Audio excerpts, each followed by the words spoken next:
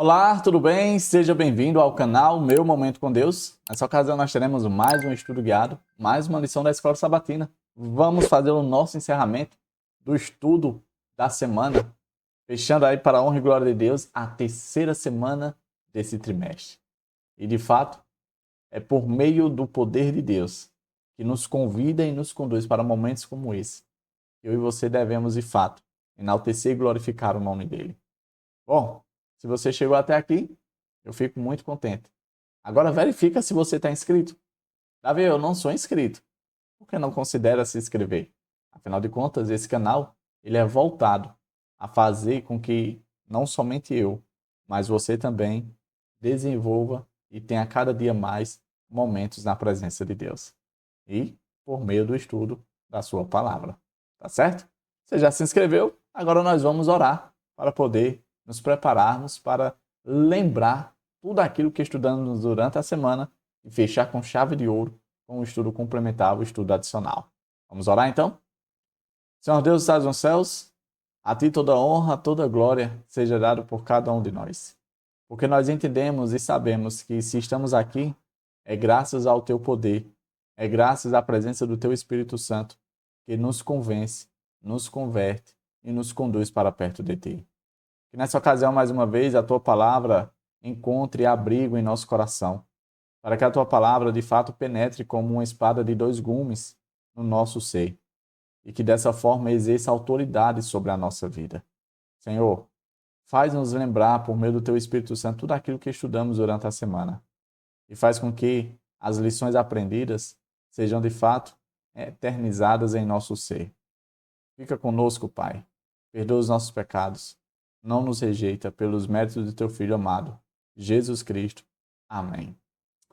Pois muito bem, nós essa semana estudamos o tema começo difícil, né? Estamos dando continuidade ao progresso ali do ministério de Moisés, a qual ele foi chamado por Deus. E o tema de sábado foi exatamente esse, começo difícil. O verso para memorizar se encontra ali no livro de Êxodo, capítulo 5, versículo 1 e 2. Vamos trazer a memória? Diz assim, ó. Depois Moisés e Arão foram e disseram a Faraó: Assim diz o Senhor, Deus de Israel: Deixe o meu povo ir, para que me celebre uma festa no deserto. Faraó respondeu: Quem é o Senhor, para que eu ouça a sua voz e deixe Israel ir? Não conheço o Senhor e não deixarei Israel ir. Nós vimos que até Moisés chegar ali diante dos líderes, os anciões de Israel, até chegar até o próprio Faraó, houve uma certa relutância, né, uma certa dificuldade para que Moisés aceitasse o chamado de Deus. Após superar essa fase, aparentemente agora tudo seria resolvido, tudo seria decidido, pois aparentemente a pessoa mais importante da missão tinha se posicionado de forma positiva a cumprir a missão. Estou me referindo a Moisés. Só que, quando a gente vê ali o diálogo entre Moisés e Faraó, a gente percebe que, de fato, as coisas não iriam ser como, quem sabe, Moisés esperava. Deus, de forma antecipada, já tinha avisado para ele. Mas a gente nunca espera, de fato, o pior, né? E foi exatamente isso que aconteceu com Moisés. Partindo para o tema de domingo, o tema foi: quem é o Senhor? Foi exatamente o questionamento que Faraó fez a Moisés. Quando Moisés se identificou e disse da parte de quem ele estava ali: olha, o Senhor me enviou e pediu e mandou para que você libertasse o meu povo e tal. A primeira pergunta que o Faraó foi: quem é o Senhor?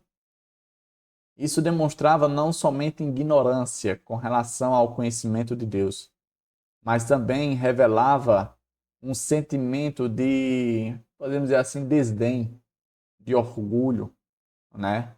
Um sentimento de, olha, é insignificante esse Deus. Afinal de contas, eu sou um Deus na terra. E aí, quando Moisés permanece ali no diálogo, o faraó fecha com chave de ouro dizendo: olha, eu não vou libertar. Eles não irão. Demonstrando exatamente a rebelião deliberada do faraó contra o Senhor. Infelizmente, essa situação ela não se restringiu somente a faraó. Muitas pessoas, tanto na época de Moisés como nos nossos dias, têm reagido dessa mesma forma. Quem é o Senhor? Que esse não seja o nosso caso. Partindo para o tema de segunda-feira, o tema foi um começo difícil.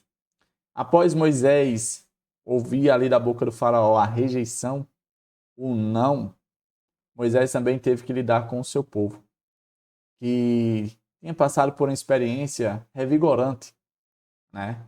Tinha sido reanimado a fé e a esperança de viver uma nova realidade de vida.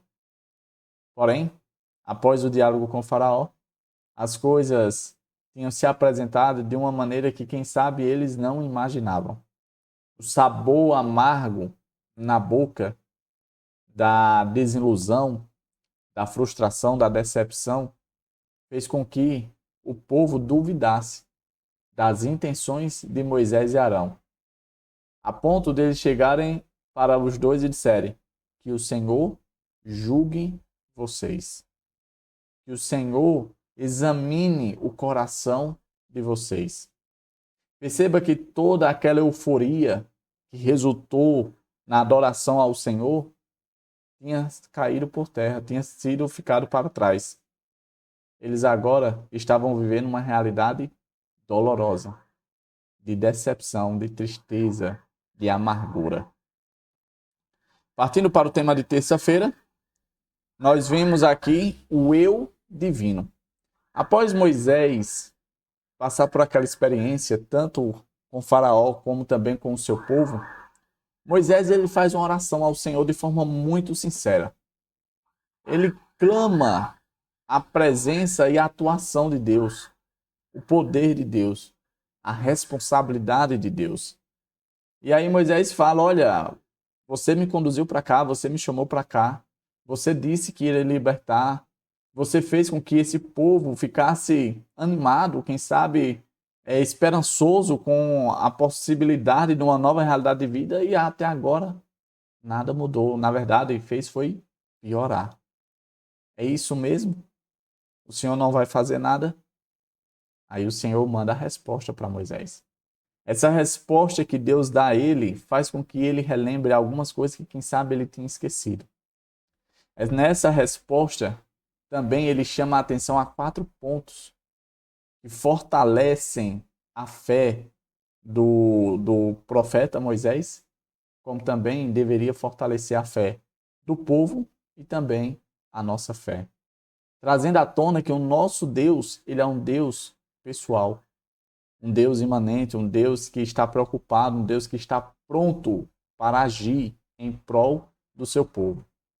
Um Deus que de fato se responsabiliza pelo bem-estar e salvação do seu povo. A gente vê isso de forma muito clara no sacrifício de Jesus ali na cruz do Calvário. O eu divino, que é exatamente algo que se repete muito na resposta de Deus para Moisés, o eu, a gente vê que de fato Deus não é um Deus que, deixa para lá. Vocês estão em segundo plano. Não. Ele trata com prioridade o seu povo. E isso deve, de fato, reanimar a nossa fé e nos alegrar. Partindo para o tema de quarta-feira, nós vimos aqui o tema não sei falar bem. Mais uma vez, Moisés enfrenta a dificuldade. Ele chama à tona uma particularidade sua que, quem sabe, impossibilitava o agir de Deus. E aí Deus, frente a essa situação, mais uma vez, traz a solução para o profeta, que, quem sabe, era um homem de uma língua pesada. Não era bom em oratória. Deus diz, olha Moisés, esse não será o problema. Eu irei agir por meio de você. Eu estarei junto a você. Eu falarei diretamente a você. Isso é algo que deve animar e revitalizar a nossa fé. Porque o nosso Deus, independente de nossas debilidades, Ele está pronto para nos usar. Independente das nossas fraquezas, o Senhor quer se relacionar conosco, quer utilizar a gente na sua obra. E quem sabe, será por meio exatamente da nossa fraqueza que o nome dele será glorificado. Porque é quando eu olho para mim e vejo as minhas incapacidades que Deus me usa poderosamente para glorificar o seu nome. Porque se fosse por meio de nossas vantagens, quem sabe a gente chamasse a glória para nós. Mas sendo em nossa fraqueza, a gente com certeza enaltece e testifica que, de fato, o que foi feito foi graças a Deus. Até eu acho que foi Paulo que diz, né? É na fraqueza que glorificamos a Deus. Partindo para o tema de quinta-feira, que foi o tema de ontem, Moisés como Deus sobre o faraó. A gente vê que Moisés, por não ter, quem sabe, as qualidades necessárias para se comunicar diretamente ali com o faraó e com o povo, Deus se utiliza do seu irmão Arão para comunicar. E aqui Moisés, ele meio que assume uma postura de Deus, porque Arão seria uma espécie de profeta de Moisés. Deus falava com Moisés, Moisés transmitia para Arão e Arão transmitia para o povo e para Faraó. E aqui a gente vê a importância e relevância de trabalhar em comunidade, de não querer resolver as coisas sozinhos, de não querer ter, de certo modo, a síndrome que eu nomeio de Messias, querendo trazer para si o fardo de tudo, de querer resolver tudo. Isso não é bom, isso não é saudável. Deus une ali os dois irmãos para cumprir o seu propósito, para cumprir a sua missão. Não deve ser diferente na minha e na sua vida. Quem sabe, pessoas próximas a nós tenham qualidades que eu e você não tem.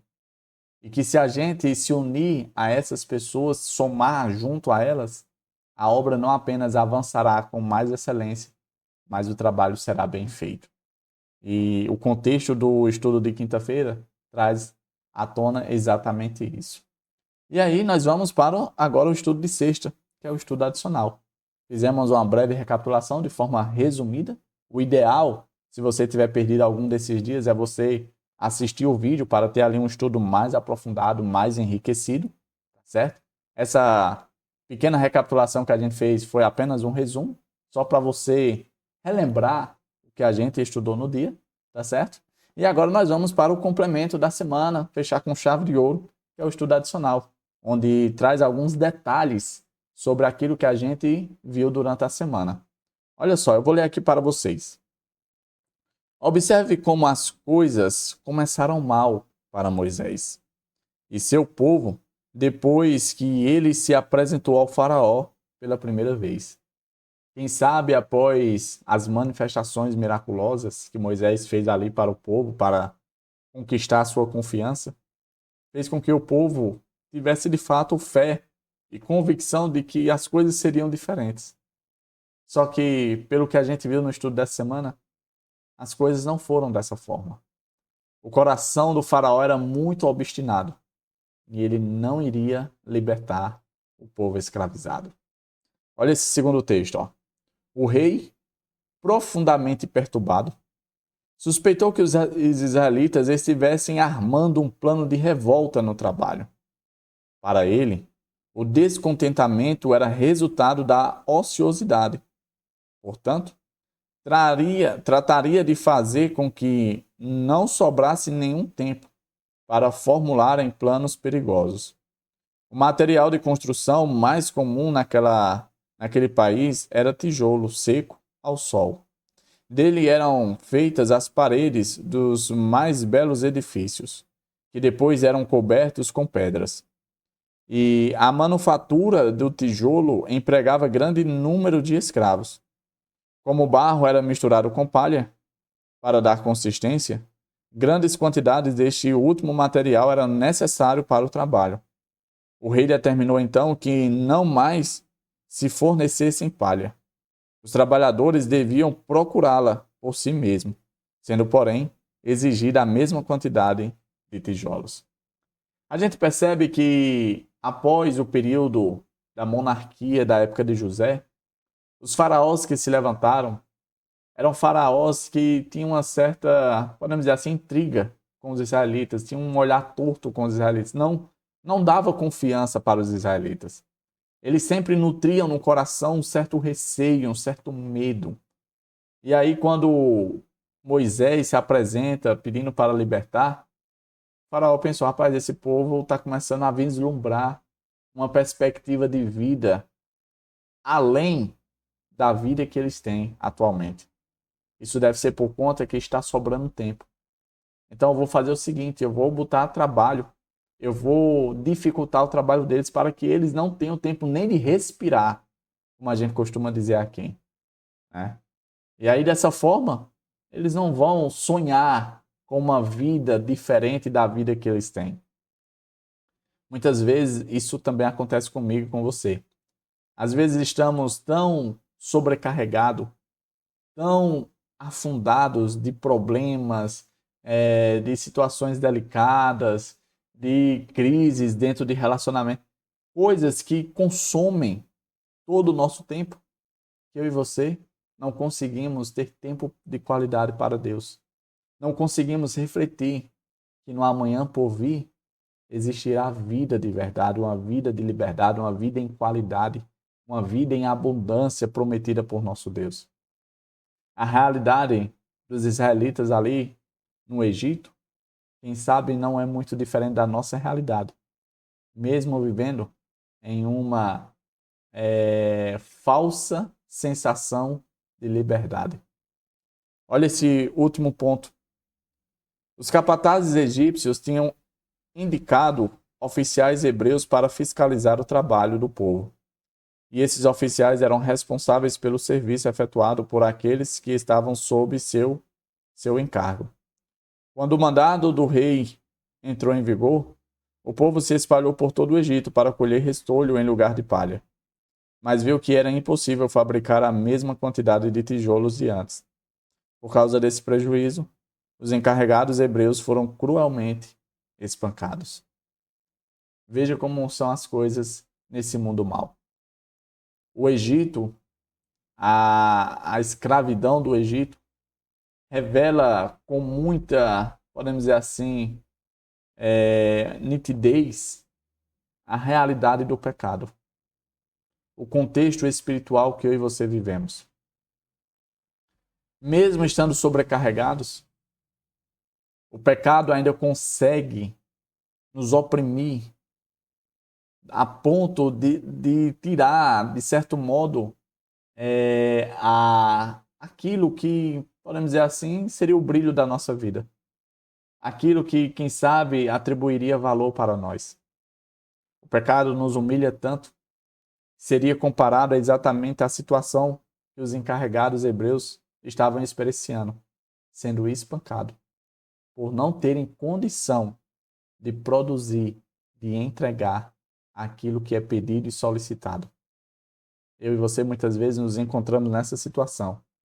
Nos é requerido dentro do contexto espiritual uma perfeição. Mas por conta que somos pecadores, nós não conseguimos entregar. E aí o pecado nos oprime. O pecado nos joga no chão.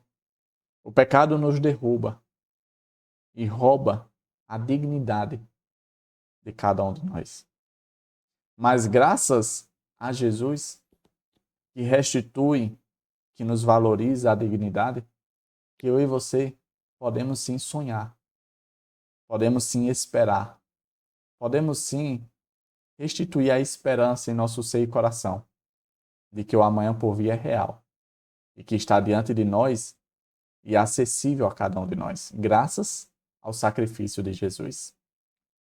É dessa forma que eu encerro o estudo dessa semana, um estudo maravilhoso, um estudo que, pelo poder de Deus e a autoridade da sua palavra, fala ao nosso coração e que a gente a cada dia possa de fato se apaixonar por esse estudo, possa refletir, tirar lições poderosas para o nosso crescimento e que esse estudo de fato sirva para nos aproximar de Deus.